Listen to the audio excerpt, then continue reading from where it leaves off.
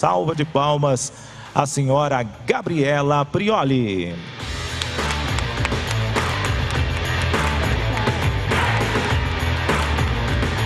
Gente, eu fico sempre assim, lisonjeada com as apresentações, porque eu penso que, meu Deus, eu não mereço tanto, nem eu sabia todas essas coisas sobre mim. Ah, merece sim. A Gabi representa muito bem, né, o nosso setor, não só as mulheres guerreiras, né, do nosso setor, como também as esposas que estão em casa. Ela é esposa, né, de um artista, de um produtor, e também, né, participa de grandes eventos, é prelecionista, ganhadora de inúmeros prêmios, né, por aclamação, de influenciadores digitais. É um prazer imenso ter você aqui com a gente, Gabriela. O prazer é todo meu. Estou feliz de estar finalmente num evento presencial, numa palestra em que eu consigo olhar para as pessoas para quem eu falo. Porque eu também, enfim, comecei esse trabalho de comunicação durante a pandemia. E aí todas as palestras que eu fiz até agora seguiram um modelo digital. Eu estava distante de todo mundo. É claro que a gente está aqui experimentando algo que vai ser a nossa realidade do futuro, né? O modelo híbrido. Então, algumas pessoas aqui, outras pessoas nos assistindo também pela internet. Mas como a Mariela falou, vocês já ouviram sobre a minha trajetória profissional, mas a minha trajetória pessoal acho que é o que me coloca mais próxima de vocês que estão aqui com a gente hoje, porque o meu marido trabalha com eventos, é DJ há muitos e muitos anos.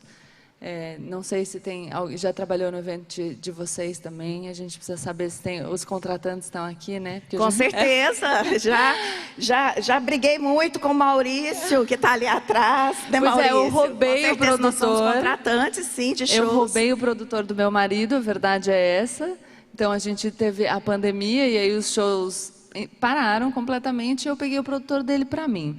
Então, eu tenho uma relação pessoal com esse setor, até por isso a minha iniciativa junto com a ABRAP, que foi de doar o valor do cachê para a gente socorrer as famílias mais afetadas desse setor de eventos. E acho que a gente vai ter uma conversa aqui também sobre a legitimação de um setor tão importante que muitas vezes é menosprezado como se fosse uma atividade de menor valor. E essa é uma pauta pessoal minha, pelo meu vínculo pessoal. Mais uma vez, né, a gente mostra aí a nossa ligação com as ações sociais. É visto que os grandes eventos, né, principalmente a parte do sertanejo, tanto que abraçou as causas sociais, é muito importante. Gabi, a gente estava conversando ali atrás e eu acho que eu vou fazer uma coisa. Como todo bom evento, eu acho que vou largar tudo aqui que a gente programou para a gente fazer um jeito mais descontraído. Vamos lá, você topa? Claro que sim, a gente pode fazer um bate-papo. Já que você puxou essas iniciativas, principalmente dos sertanejos durante a pandemia, acho que isso também é um indicativo do futuro, né? A gente eu trabalho em várias frentes e eu lido com o comportamento de consumidor. A gente precisa prestar atenção naquilo que o consumidor espera para que a gente possa se comportar e entregar para o público aquilo que ele quer, que muitas vezes não é o que a gente planejou, né? A vida nos surpreende. E essas iniciativas sociais, esse tipo de responsabilidade ética e social vai ser uma cobrança do nosso consumidor do futuro. Já existe, mas a gente tende a ver esse movimento de forma cada vez mais sensível. Então, é importante a conscientização nesse sentido também. Como é que a gente vai fazer para se apresentar como uma empresa ou como uma pessoa física que entende a sociedade na qual está inserida e entende que a gente tem um papel transformador importante também, para que a gente crie um vínculo com o nosso público cada vez mais profundo e mais sólido. É isso aí. Com certeza, né, veio essa parte social, essa parte de comunitária, ela vai vir bem mais forte, né? Eu gostaria que você passasse para a gente como que você acha que vai ser o nosso consumidor nos próximos 10 anos, né? E como que foi, porque eu acho que o mais importante, você fez um diferencial muito grande na profissão do seu esposo, né? Você fez uma carreira muito sólida, enquanto todos, né, chamavam de blogueirinha, de tudo, né, e você se fortaleceu na sua profissão. Isso é muito importante para a gente, para que todos aqui estejam presentes, para a gente ter os insights, o que foi, como que foi seu olhar, né, para fortalecer isso, e como que você acha que nós, produtores, podemos, né, fazer hoje para poder conquistar o nosso consumidor? Ótimo. Eu acho que a gente consegue pensar em alguns insights sobre o consumidor do futuro, porque eu tenho uma convicção. A gente experimentou um período de muita mudança e a gente sentiu a necessidade de adaptação. E a gente está ansioso, esse é o consumidor do futuro também, ele está como a gente, ansioso por ter controle. A gente não gosta de incerteza, e a gente não gosta de incerteza porque a incerteza nos deixa inseguros. Isso é uma característica dos seres humanos, até em virtude da nossa evolução. Quanto mais a gente sabia do mundo em que a gente vivia, mais a gente sabia como se comportar, mais a gente evita risco. Então, a gente não gosta desse cenário de incerteza, mas não adianta a gente se refugiar num lugar que tem uma expectativa de uma normalidade ou de uma estabilidade que não virá. Tem uma frase do Pascal que eu gosto muito, que ele fala assim: corremos despreocupados em direção ao precipício, depois de haver colocado algo diante de nós para impedir que o vejamos. Esse algo pode ser essa nossa expectativa por controle, por estabilidade. A gente vai viver uma época de mudanças constantes. A mudança sempre foi uma constante na história do mundo. O que diferencia a nossa sociedade das sociedades do passado é que a gente vivencia a mudança de forma muito mais rápida. E isso é perturbador, porque demanda de nós uma adaptação que nem sempre é fácil, que é difícil. Então, primeira coisa para o consumidor do futuro, a gente precisa saber que é um consumidor que quer ter a sensação de controle, assim como nós queremos, mas que vai estar inserido num mundo, numa dinâmica de absoluta instabilidade para a qual a gente tem que estar preparado. Preparado para olhar para a mudança como uma oportunidade, preparado para aprender a partir da crise. Eu não estou falando para a gente glamorizar a crise não, tá? Eu sei o quanto a pandemia foi difícil. De maneira nenhuma eu quero vir aqui com um discurso de que, não, mas olha para o lado bom. Não é isso.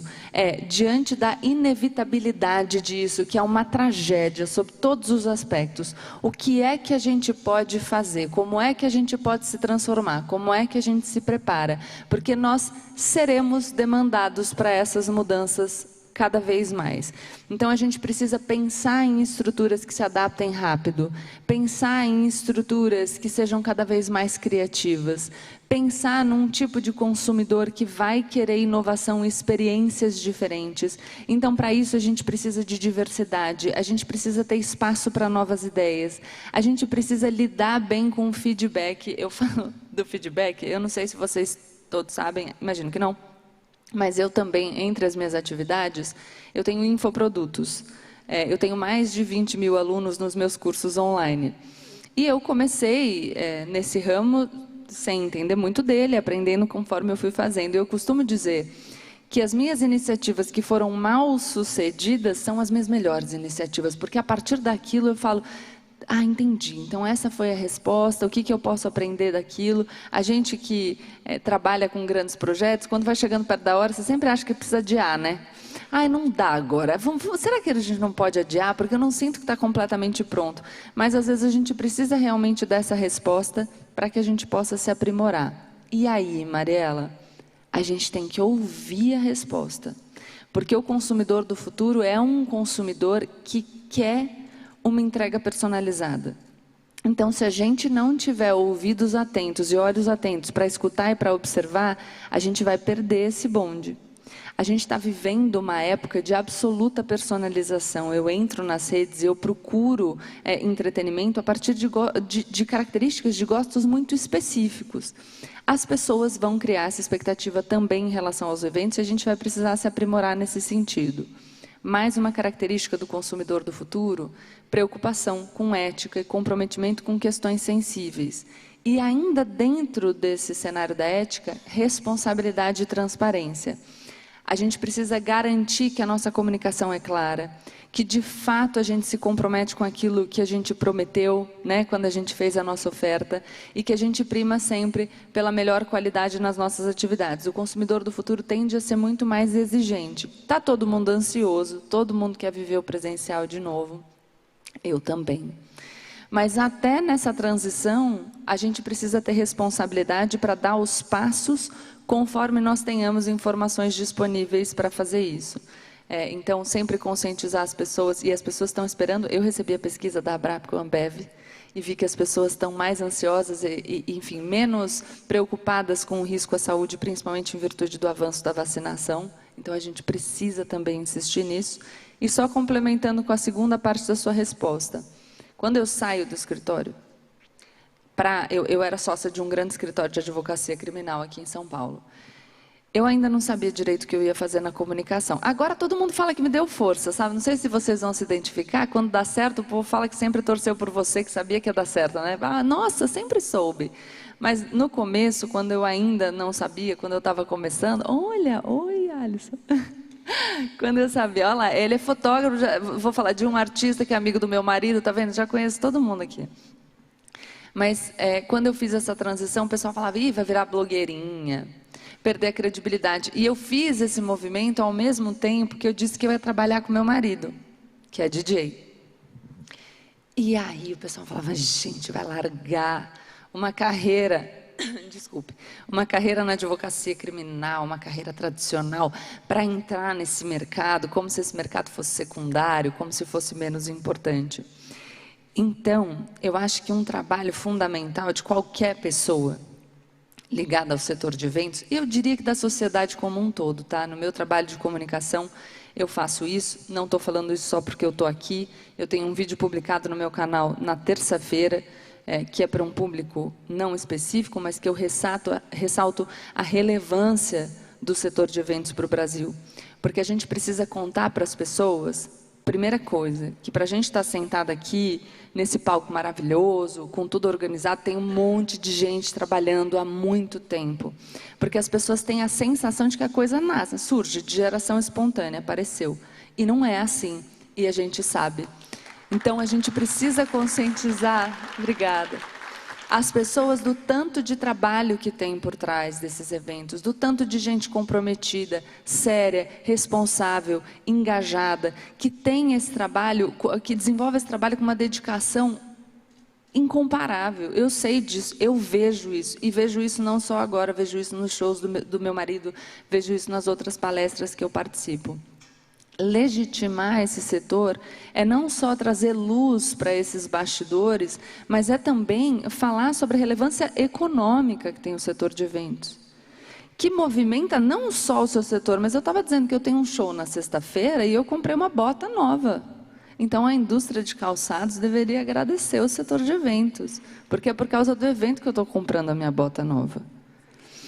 Com certeza. A gente precisa falar sobre isso, para que a gente se empodere, Mariela. Lá atrás, nos bastidores, a gente estava conversando sobre como quem trabalha no final de semana, às vezes chega na segunda e fica aflito, né? Nada programado, mas realmente vamos entrar nesse assunto. Porque a gente fica desconfortável, às vezes, assim, meu marido é DJ, toca de madrugada no geral. E aí, mesmo nos dias que ele não faz show, ele vai dormir mais tarde, porque afinal você precisa criar um ritmo para a sua vida, né, que funcione, porque senão no dia do evento ele vai estar morrendo de sono. E eu já vi muita gente olhar torto. Nossa, mas acorda meio-dia? E a gente precisa legitimar modos de vida distintos, a gente para a gente mesmo. Porque quando a gente se fortalece individualmente, a gente vai se fortalecer como grupo e a gente vai exigir das pessoas o respeito que é necessário para que as atividades sejam cada vez mais valorizadas e para que a gente possa desenvolver o setor. É isso aí. Vamos pegar, eu quero continuar nesse assunto que eu acho que é muito relevante, eu acho que todos nós passamos por isso, aqui, né, no setor de eventos, mas vamos pegar umas coisinhas que a Gabi falou, para a gente colocar em prática. Uma coisa que eu acho não, desculpa, só estou formatando o que você falou para a gente colocar em prática, né? Que seria o analfabetismo, né? Digital, o funcional. O que seria isso? Como nós tivemos essa mudança muito drástica, é primordial que as nossas empresas elas se adequem digitalmente. Né? Então, outra coisa que é muito importante é essa parte da gente também tem esse controle de dados, como que a gente, né, ter esse acesso aos dados.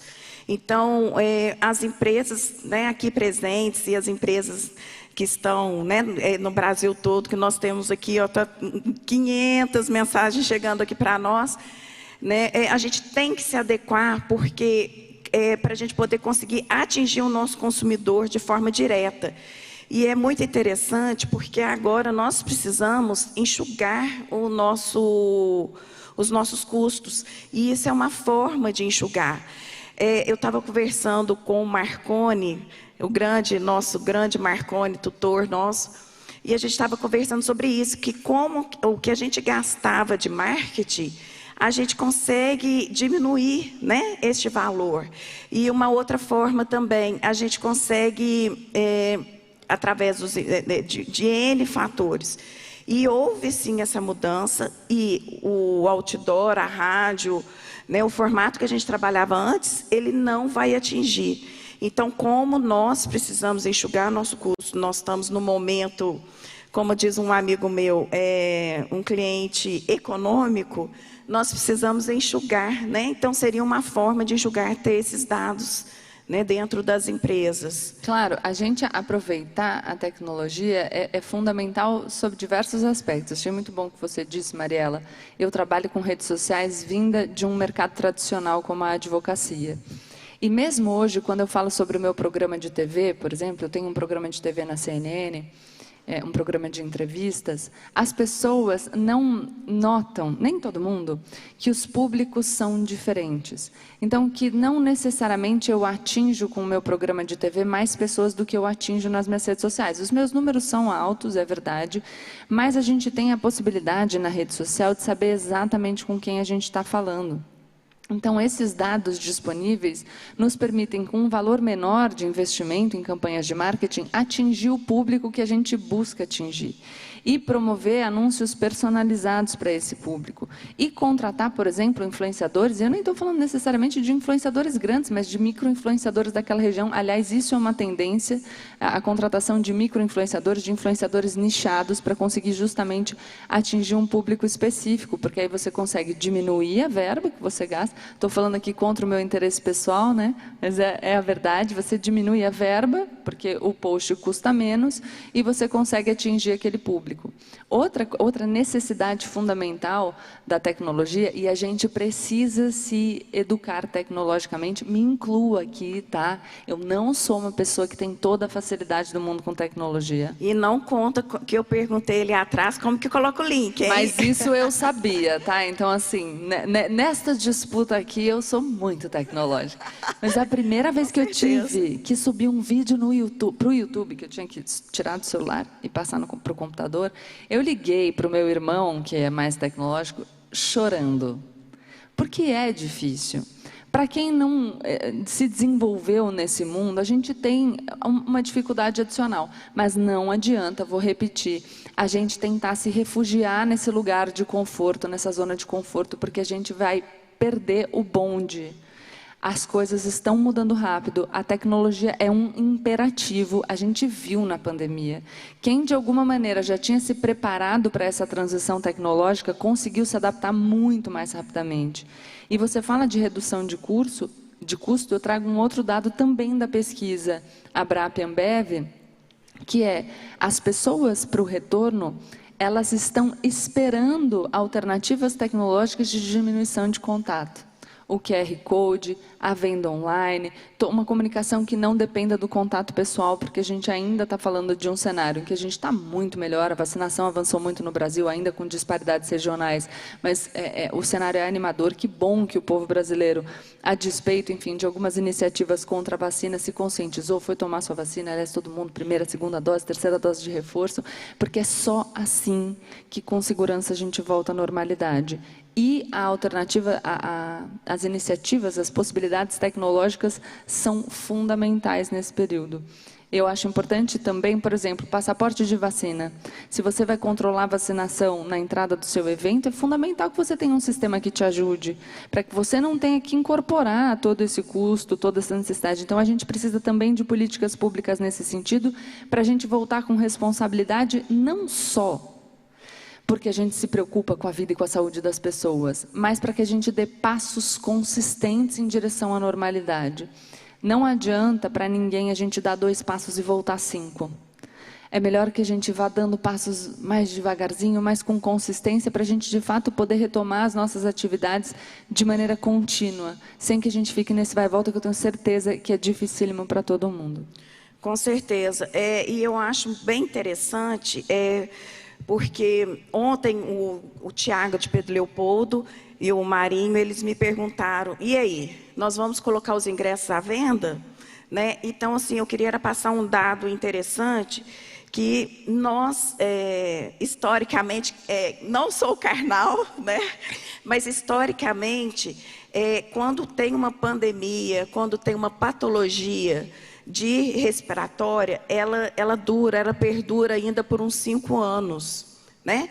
Então, esperam-se que essa patologia, não que o Covid vá durar 5 anos, mas que após as vacinas, após, né, todas as coisas, ainda vamos ter problemas respiratórios e possivelmente, então, sim, isso daí vai ser uma coisa que vai estar na nossa vida ainda durante 5 anos. Então, é muito importante que também a gente se adeque a isso, né, para a gente não parar nossa vida, que a gente tem uma posição política muito grande, e nós temos representantes aqui maravilhosos, né, que é o Doreni, nosso presidente, que é um... É amigo do meu marido, inclusive foi quem intermediou esse contato, já dizendo aqui.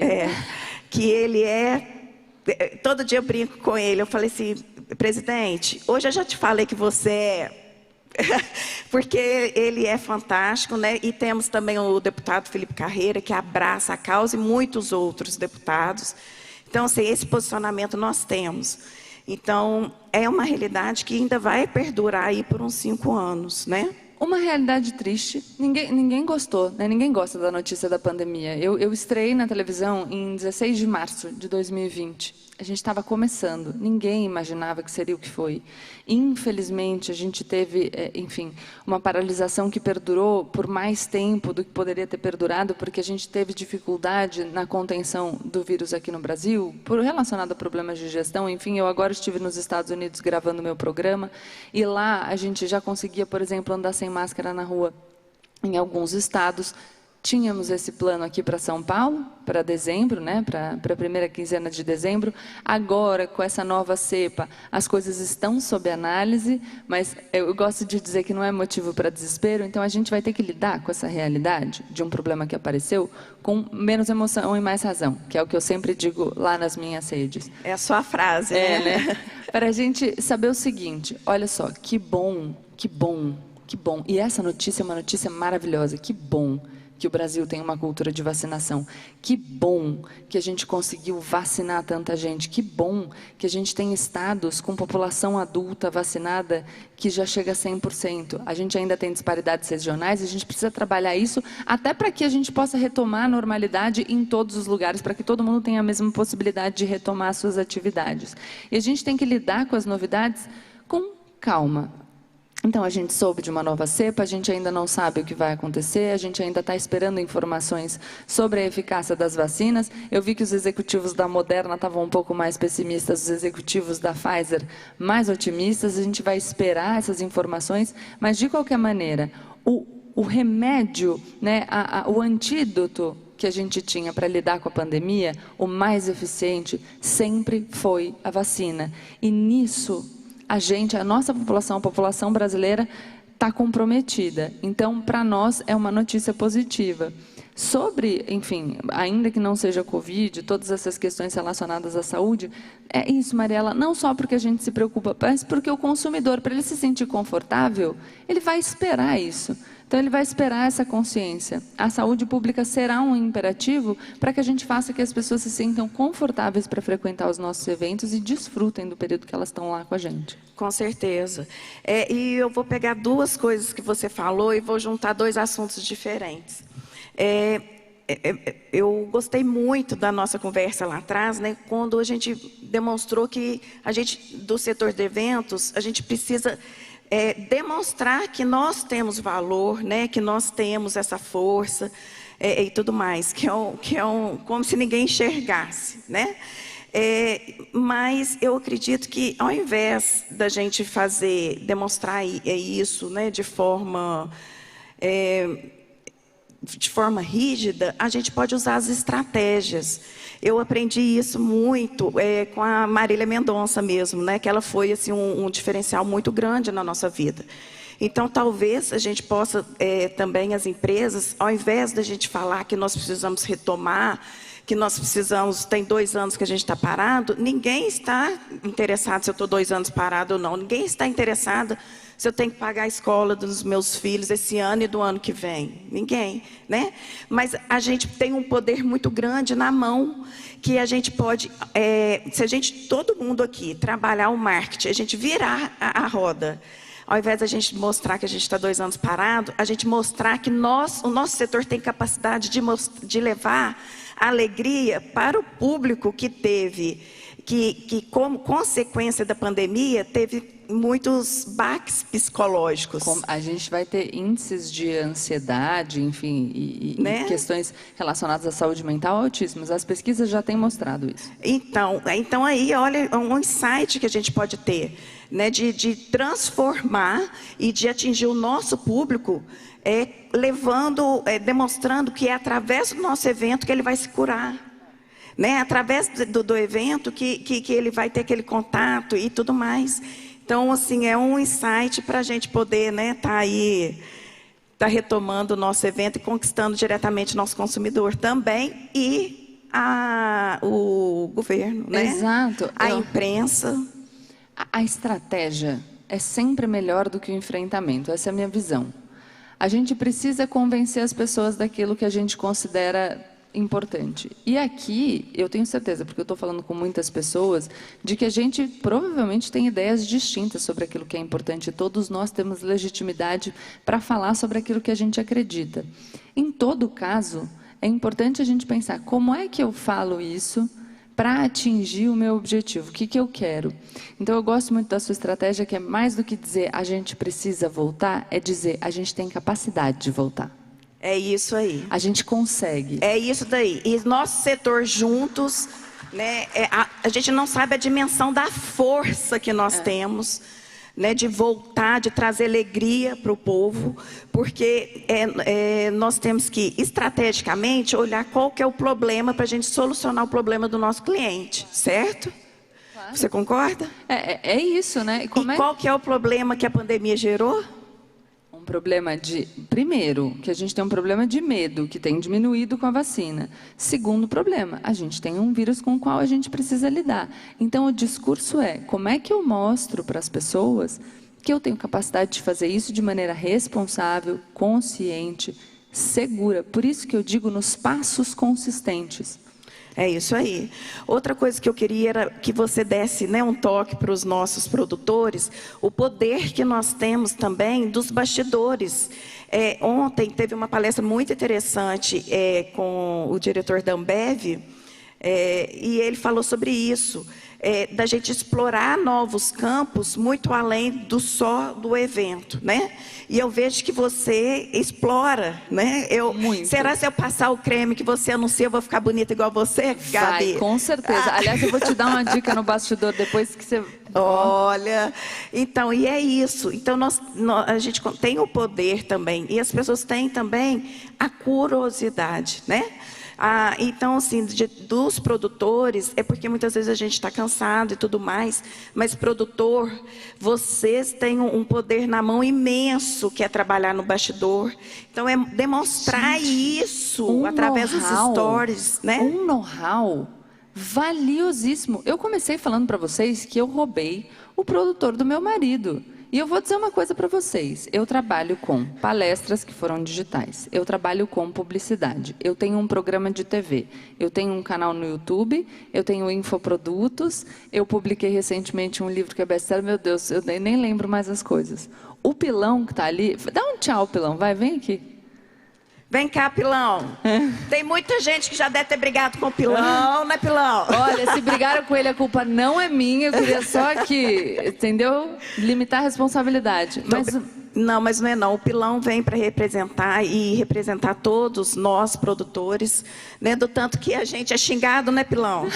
Né, mas o tanto que o nosso trabalho tem que ser respeitado. Mariela, e nós vamos o pilão dá um baile em todo mundo desses mercados. É isso que eu quero dizer. Tem um monte de possibilidade para explorar. O pilão que chegou para trabalhar com o YouTube, para trabalhar com coisas que você não conhecia antes, e de repente ele está dando aula para outras pessoas. Então, essa é a legitimação do trabalho. É saber que tudo aquilo que vocês consolidaram durante anos de estrada profissional vale muito. E a gente precisa comunicar esse valor e explorar esse valor em diversas áreas. Você viu...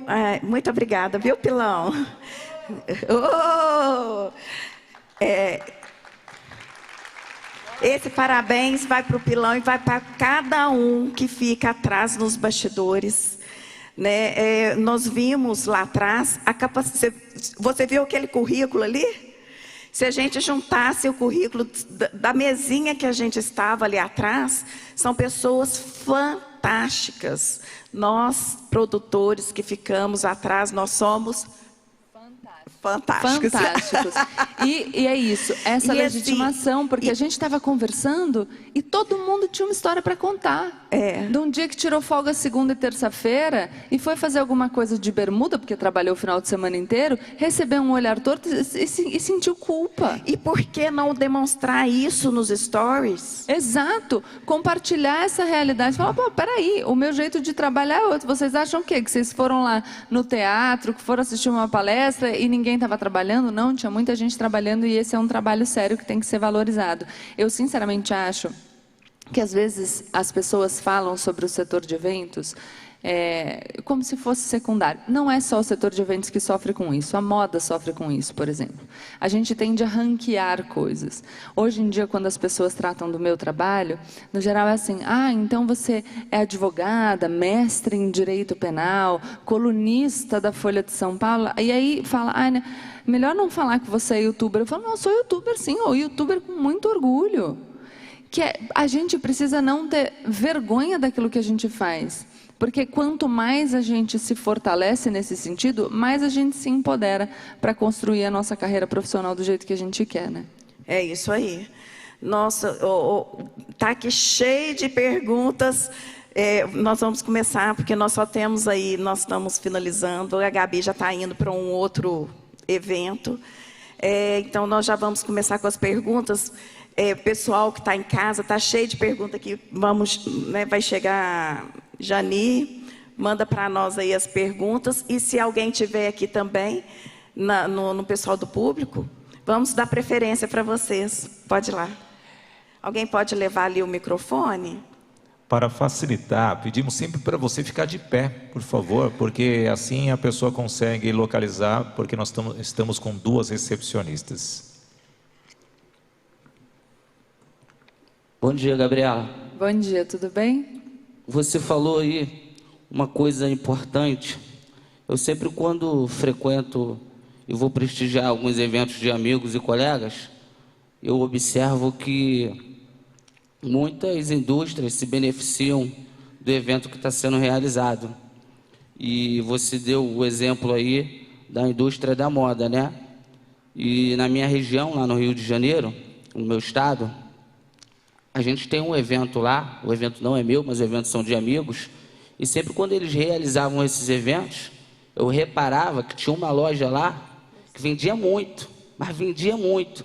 O evento deles era um evento bacana, legal, eles eram muito caprichosos, e isso fazia com que as pessoas se preparassem, se antecipassem para comprar roupa. E sou eu essa pessoa.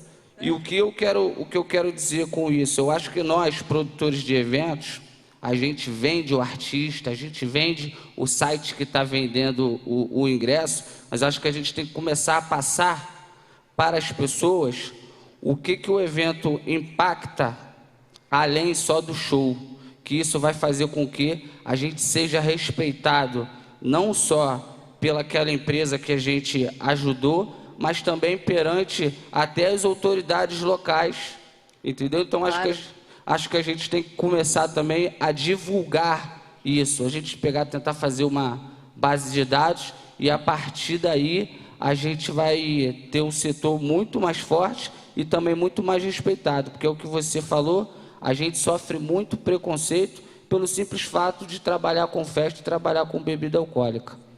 Acho que você tem toda a razão. É fundamental comunicar não só para as autoridades, mas também para o público geral, porque embora o público consuma, eu vou dar um exemplo simples, tá? Já que eu discuto políticas públicas.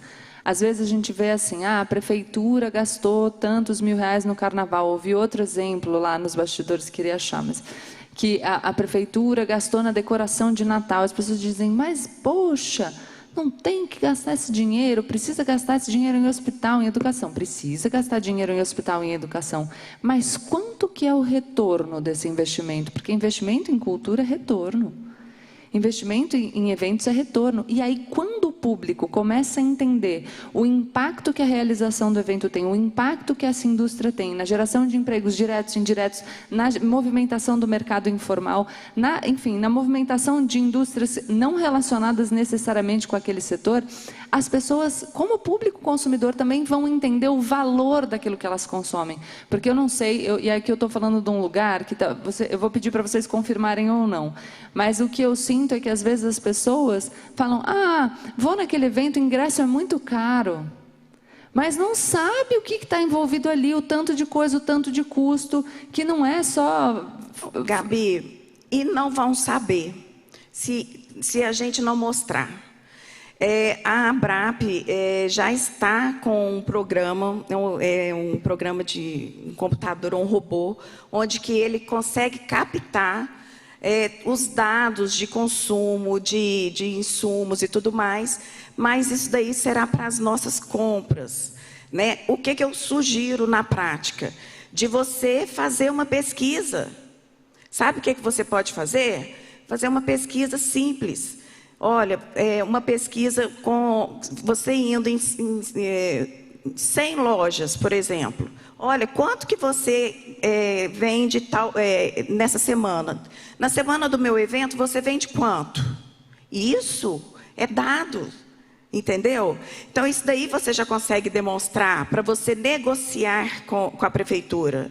Isso daí, né, para a gente poder ter ido no governo, nós precisamos desses dados.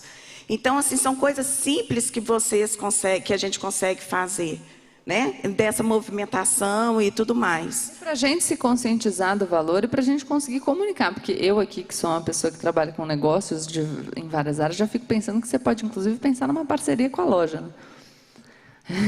Não tenho dúvidas. Já estou aqui pensando numa oportunidade de também fazer, porque, né? Se é bom para todo mundo, como é que a gente consegue trabalhar isso? De repente eu te coloco no meu flyer, porque aí para as pessoas que ainda não conhecem, eu apresento o seu trabalho, porque a gente pode trabalhar em colaboração, e aí todo mundo cresce junto, o interesse é esse. Com certeza, é um diferencial muito grande, sim. Né? Nós temos que buscar esses dados. Então, assim, não aguarda o outro. Nós que temos que levar essa informação, né? Por exemplo, é muito importante a gente pegar a opinião do público durante o evento, entendeu? Então, assim, você pega uma pessoa, olha, coloca ela lá, grava a opinião dela, isso daí é muito importante para o ano que vem, na hora que você for na loja, você demonstrar em dados que aquela pessoa estava extremamente feliz, né? Exato, e eu falei sobre feedback. O que a gente mais precisa quando a gente faz qualquer coisa, presta serviço, vende um produto para o público, é saber o que o público, porque a gente não consegue. A gente não consegue adivinhar, a gente faz suposições, a gente busca dados, mas é importante conhecer o seu público e hoje em dia a gente tem cada vez mais mecanismos para facilitar isso. Com essa resposta, a gente vai se adaptando. É isso aí. Nós temos espaço para mais uma pergunta. Aqui, vamos dar preferência para a plateia. Pessoal de casa... Tem duas aqui. Então vamos também. Você sucinta nas minhas respostas para a gente dar... Bom dia. Aqui. Oi. Dudu Cunha, de Santa Catarina. Prazer. Tudo bem, prazer. Gabi, como é que foi o início da pandemia? Foi com a CNN, né? Que você apareceu no mercado nacional. E como é que foi essa preparação? Vocês, desde o início da pandemia, infelizmente, a CNN abriu junto, né? E você ficou muito conhecida também através dos debates, né? Com o Caio Capola, que esteve ontem aqui. E o que foi assim que trouxe a você assim uma visibilidade? Se você estava preparado para essa questão, ser conhecida no Brasil todo, sendo você aqui de São Paulo, da capital? Olha, preparada acho que eu não estava não, viu? Foi bom, porque foi um reconhecimento do meu trabalho. Desde que eu soube que eu ia estrear na TV, eu sempre me preparo muito para tudo que eu vou fazer. Então, eu fiquei tranquila, porque eu sabia o que eu estava fazendo, que o que eu tinha para apresentar para o público era uma coisa que eu gostaria. Foi diferente o modelo. Então, eu, por exemplo, são as primeiras vezes que eu estou fazendo palestras presenciais. E isso é um desafio. Eu fui professora de pós-graduação, tudo presencial. Estou acostumada com a visão do público.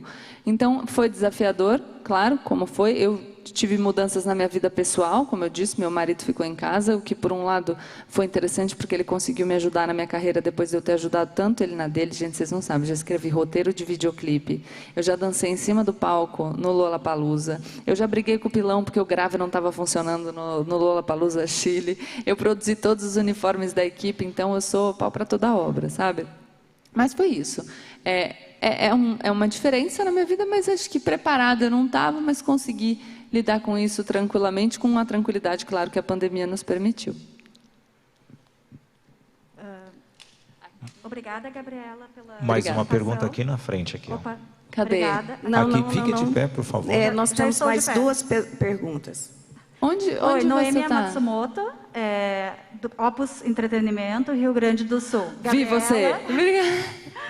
Mari, obrigada pela... A Noêmia é fantástica também. Aliás, Noêmia, eu vou te aproveitar, porque eu fiquei sabendo que nesse ano, no 6º Congresso, a gente teve 30% de inscrições de mulheres, e que é o maior número desde que os congressos são realizados. Aí. Fiquei muito feliz, tá?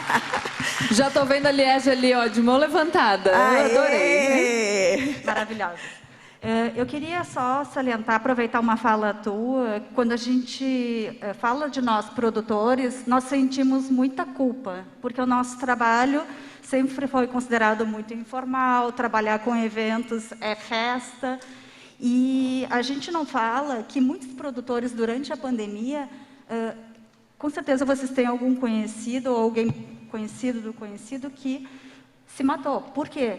Porque não viu, não sentiu que era útil durante a pandemia. Mas, se a gente for pensar bem, durante o período que a gente ficou dentro de casa, se não tivessem os filmes, a Netflix, os clipes, as lives, os livros, as pessoas não teriam tido saúde mental para sair dessa pandemia. E esse é o nosso mercado. Nós trabalhamos com entretenimento e nós temos valor. E a gente, de fato, precisa sentir, trabalhar essa informação e transmitir isso para o público em geral. Se nem nós acreditarmos nisso, o público não vai entender e não vai acreditar. E acho que esse momento de pós-pandemia que a gente tem que, de fato, buscar essa valorização através de dados, de números e de uma realidade. E a gente também defendeu o nosso segmento. Obrigada. Perfeito. Obrigada, Noêmia. E, Noêmia, eu diria o seguinte, além dos produtores estarem ali com as pessoas enquanto elas consumiam entretenimento em casa, eles eram a esperança de que a gente vai voltar a viver na normalidade. Então, estava todo mundo esperando evento presencial. Então, a expectativa no trabalho de vocês, com certeza fez muita gente aguentar as pontas, e eu sinto muito por ter ouvido seu relato, sabendo que ele é verdadeiro. Não. Pera aí, aqui, ó. Pega o apresentador aqui, tranca ele ali atrás, dentro do banheiro aqui, ó. Ele e o pilão. Pera aí, que nós temos mais duas. Um bom produtor é isso, ele já está falando que eu tenho hora, tá vendo? Vamos lá. Não, traga os dois ali atrás, gente. Vamos lá. Só mais 5 minutinhos. Meu nome é Keren, eu trabalho numa empresa de audiovisual e eu sou formada em eventos. Mas se fala bastante dessa questão de profissionalização do nosso setor. Mas quando eu entrei na faculdade, o curso ia ser reconhecido pelo MEC naquele ano que eu tinha entrado. Então, há muito tempo já existia o curso, tipo, antes de mim acho que tinham 2 turmas, e o curso ainda não era reconhecido. Eu encontrei muita dificuldade em fazer estágio, em arrumar emprego, porque a minha formação era em eventos. Geralmente, mesmo que a vaga seja para evento, seja para produtor, Eles sempre procuram pessoas de marketing, de publicidade, e nunca uma pessoa que especializou naquilo, né, que seria o evento de fato. Então, a gente precisa mudar essa cultura também para incentivar que as pessoas se formem de fato em evento e não em outras áreas correlatas, só pelo fato de não conseguir emprego, de não ser reconhecido, de não ter estágio, ou quando você consegue, tipo, os salários muito baixos, assim, que você não consegue se manter e tudo mais. Claro, é fundamental. E aí, conforme você vai ganhando protagonismo na sua carreira, acho que cada um tem essa responsabilidade de também ajudar a fortalecer a profissionalização, né, do profissional de eventos. Isso. Eu queria dizer também uma coisa, tá? Que eu trabalhei com eventos antes de fazer faculdade, sabe? Recepcionista de eventos. E isso também, gente, quando eu conto isso, tem gente que fala, ai, por que você conta? Eu falo, porque eu conto, gente, trabalhava, não é? Aqui, ó, o próximo e o último. Agradeço a gratidão, mas é porque realmente o nosso público precisa ser ouvido. Aqui, o microfone aqui na primeira fileira, ó. Olha lá as meninas, tá vendo? Eu tava aí, é isso, entendeu? Aqui, isso. Exatamente.